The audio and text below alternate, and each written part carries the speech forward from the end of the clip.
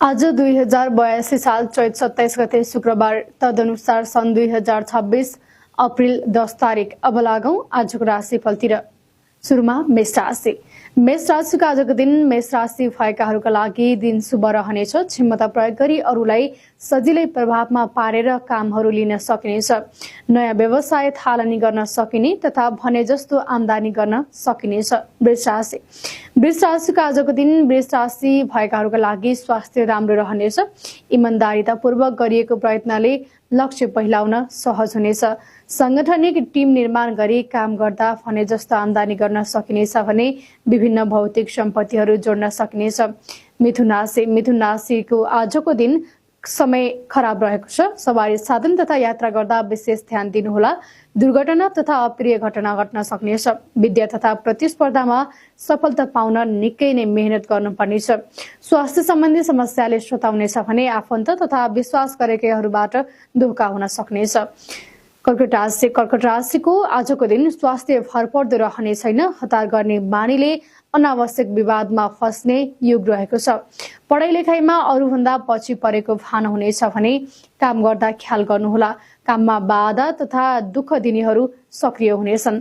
मान तथा सम्मानमा दाग लाग्न सक्छ। काम गर्दा ध्यान दिनुहोला। सिंह राशि।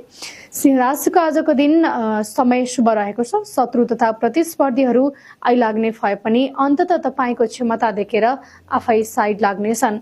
स्वास्थ्य सम्बन्धी पुराना समस्याहरू ठिक हुँदै जाने तथा काम गर्न सहज वातावरण बन्नेछ।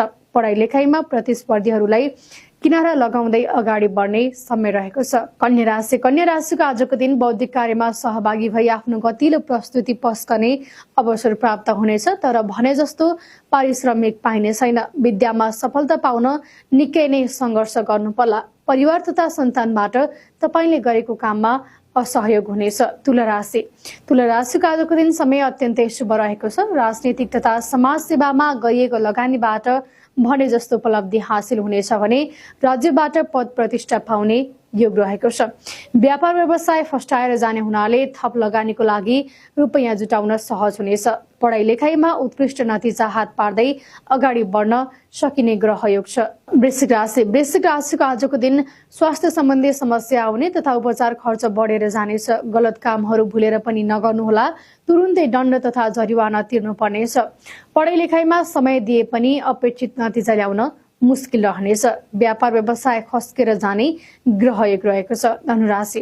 धनुराशिको आजको दिन आफन्त तथा कुटुम्बसँग व्यवहार गर्दा वा कुनै पनि काम गर्दा सावधानी अपनाउनुहोला। कामहरू बिग्रने तथा मनमुटाव पैदा हुन सक्ने